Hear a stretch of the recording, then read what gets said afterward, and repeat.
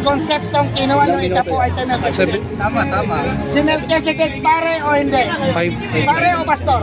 Pare nga eh. Sino ngayon yung pare sa inyo? Yun ang kinuha mong konteksto. Sinabi mo kanina. Sinong pare? Si Kristo. Sino? Anong pangalan ng pare nyo sa loob ng church nyo? Si Kristo nga eh. Si Kristo eh. May pare ba kayo sa loob ng church nyo? O pastor? Ang pare namin si Kristo. Atras lang, atras. Atras kasi padilim kayo ng padilim oh. Masyado ng ano eh.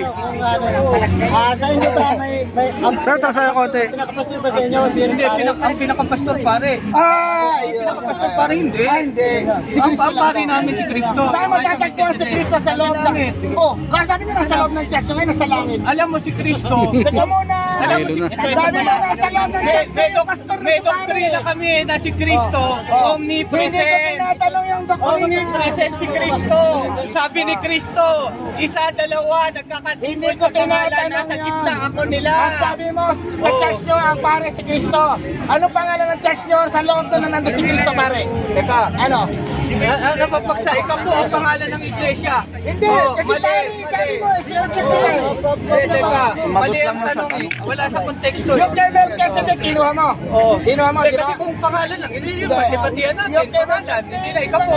Pare ka pare eh. Okay. Yung kay Melchizedek ang kinuha mo. Oo. Si Kristo, Hindi mandatory. hindi mandatory. Hindi mandatory. Ayun sa'yo, Sinabi ko akong mandatory. Ngayon ito, makinig ka. Tanong. Tuwing kailan nagbibigay ng ikapo ang mga membro mo? Tuwing araw ng pagsamba. Ay, di mandatory! Tuwing araw ng pagsamba! Oo, Hindi tinahuli ka! mandatory. Hindi mandatory, bakit? Tinanong kita, sabi mo hindi mandatory, ha? Hindi mandatory, bakit? Tuwing kailan ka nagbibigay ng ikapo membro mo? Tuwing kailan? Walang Araw ng pagsamba. Bakit? Bakit sa pagsamba nagbibigay sila? Hindi, dahil sila inutosan. Hindi mandatory. Ikaw lang nagsasabing mandatory.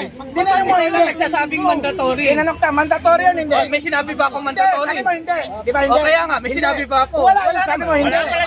Sumagot mo na. Hindi pala mandatory. Tuwing kailan nagbibigay Nakatalikod ng na. ikapo ang mga membro mo? Ba't sinabi ko tuwing linggo? Mandatory na. mandatory, tuwing Oh, linggo. wala na ako sinabing mandatory ah. Dito. Araw kayo rito. Umano na. Salamat, Pastor. Pinahirapan mo pa yung sarili mo.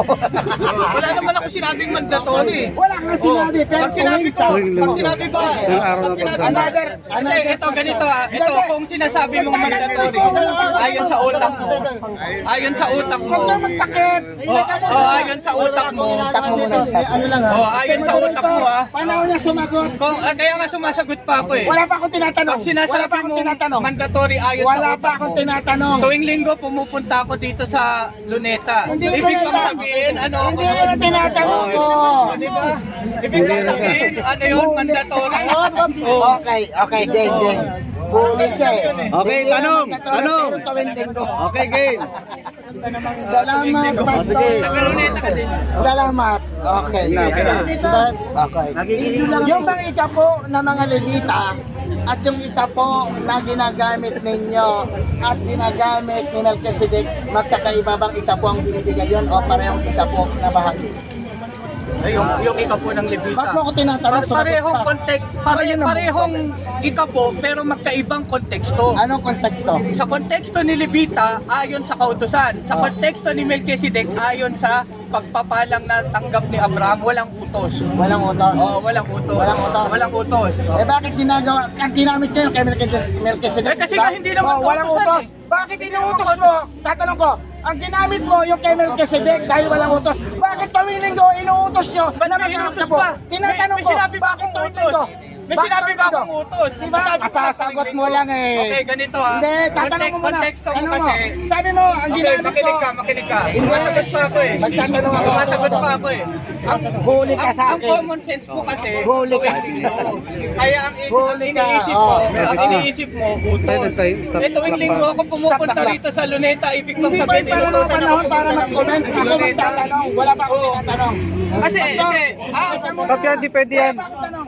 Hindi pwede yan. Wala sa rules. Tuwing linggo mamaya. Ang ginamit mo, yung kay Melchizedek, di ba? Di ba? Eh, hindi yan utos, kundi Pagpapala. Ay, sa pagpapala. Hindi inutos yun. Okay. Kung hindi pala inutos, tananong kita kung tuwing kailan kayo nagbibigay ng itabo. Sabi mo tuwing linggo. Kung hindi pala inutos yun, bakit mayroong tuwing linggong pagbibigay? Sino ang nagutos sa inyo na tuwing linggo magbigay ng itabo? Wala naman ako sinabing utos. Sino? Sino Ang sinabi ko, sa panahon ng pagsamba, may pagbibigay. May pagbibigay. Sinabi mo yun tuwing Pero wala akong sinabing utos yun, pusang loob yun. Mamaya sasagutin ko yung tuwing linggo mo.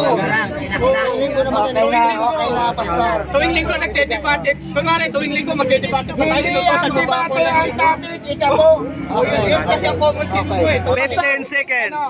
Wala pa pinap. Pag sinabi tuwing linggo, Tanong, pastor, last question. wala sa logic ng tao. Wala sa logic. Okay, another question, pastor. Okay. Ang sabi mo, magkakaiba ng konteksto pero pare-pareho ng itasok. Okay, time na. Time Time na. 5 minutes lang. Ako naman. 5 minutes lang. Salamat.